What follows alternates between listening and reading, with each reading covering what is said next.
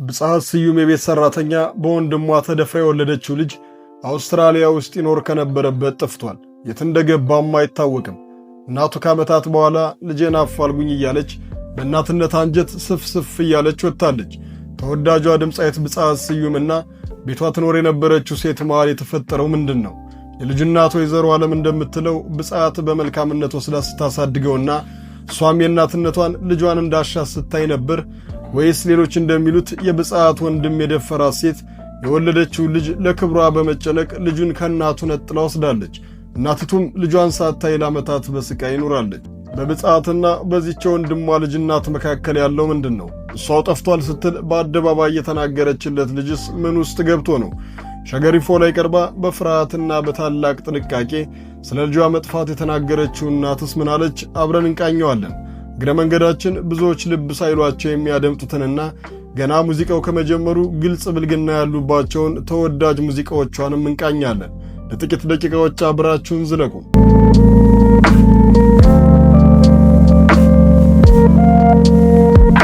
ወይዘሮ ዓለም ትባላለች። በአንድ ወቅት የብጻት ስዩም ቤት ውስጥ ትኖር ነበር።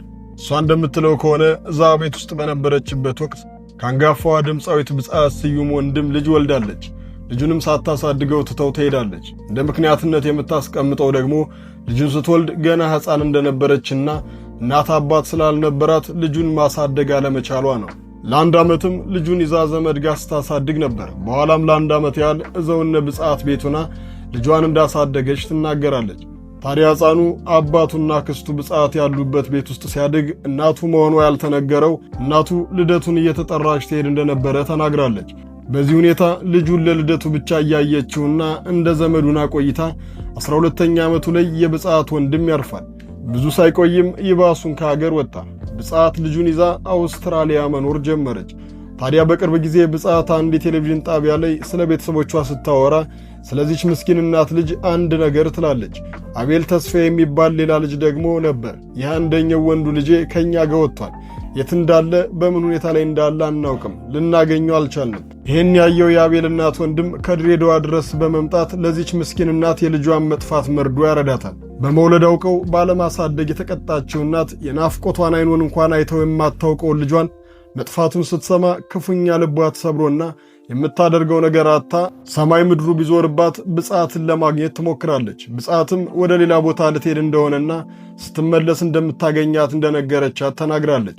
በኋላም ብጻት እሄዳለሁ ያለችበት ሳትሄድ ትቅር፣ እንደሄደች ትቅር መላው በማይለይ ሁኔታ ልታገኛት ሂዳ የለችም እንደተባለች እንባዋን እየታገለች የምትናገረው እናት ልጇ ሳትሞታለሁ እንዲላት በመማፀን ጭምር ሸገር ኢንፎ ሚዲያ ላይ ቀርባ ትናገራለች። ዝም ብዬ እየኖርኩ ነበር፣ ናፍቆቱንም እቋቋመው ነበር። ጠፋ ከተባለ በኋላ ግን አልቻልኩም፣ እየሞትኩ ነው ትላለች። ታዲያች ሴት እየመላለሰች የብጻትን መልካምነት ስትናገር ነበር። እውነት ብጻት መልካሙን አላት ነው ወይስ የተበደለችውን በደልና ያየችውን መከራ አደባባይ ላለማውጣትና ይባሱን ዋጋ ላለመክፈል እየተጠነቀቀች ነው?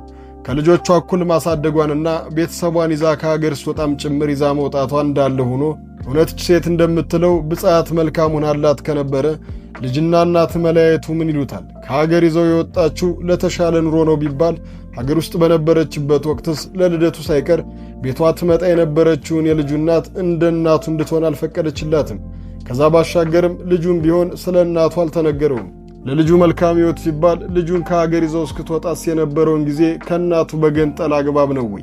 ታዲያ ብጻት ከተናገረችው ሁለት መስመር የማታልፍ ንግግርና ምስኪኗ እናት ዓለም በእንባ ተሞልታ ካወራችው ተቀማው፣ ተገፋው፣ ልጄን ተነጠቅኩ የሚል ንግግር የሌለበት የመገፋት የመቀማትና ልጅን የመነጠቅ ታሪክ ባሻገር ሰዎች የሚሰጡትንም አስተያየት አለ።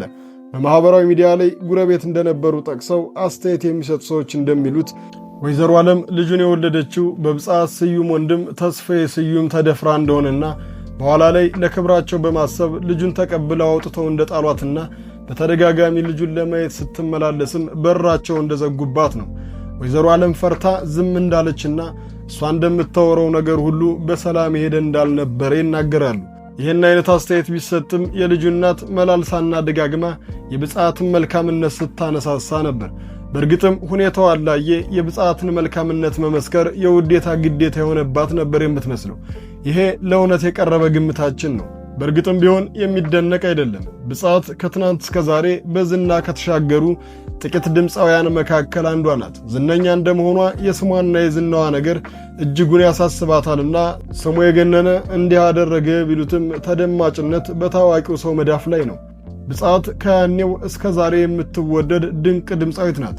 በተለይም ወጣ ባሉ ርዕሶች ላይ በድፍረት የምትሰራቸው የሙዚቃ ስራዎቿ ከሁሉም በላይ የምትታወቅባቸው ናቸው። ከሜሪ አርሚዴ ቀጥሎ የብልግና ግጥሞችን እንደሷ የደፈረ የለም እስኪባል ድረስ እንደ ልቧ ዚማዋለች።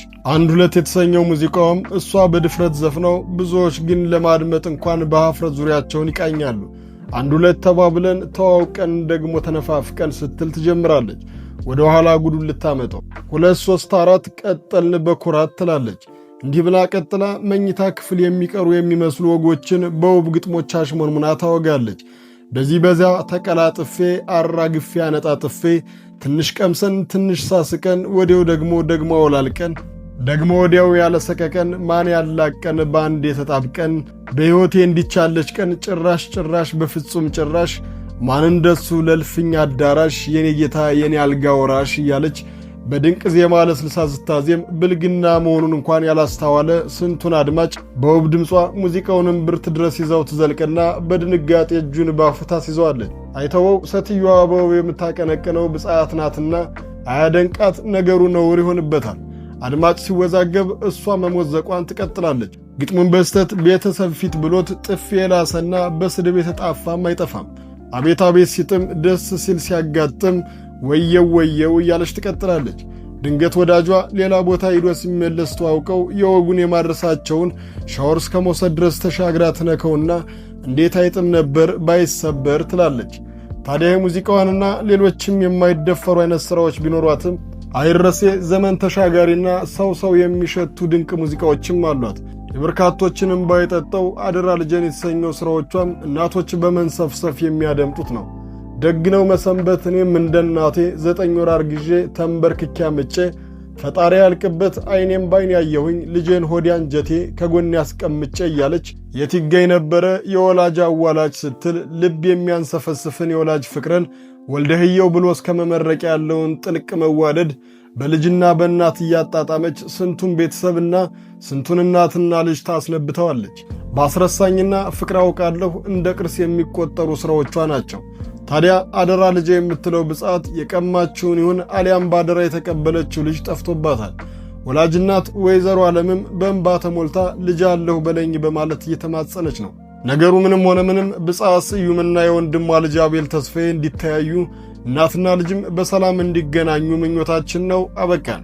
ሐሳባችሁን በኮሜንት ቪዲዮውን ላይክ፣ ቻናሉን ሰብስክራይብ በማድረግ ቤተሰብ ይሁኑ።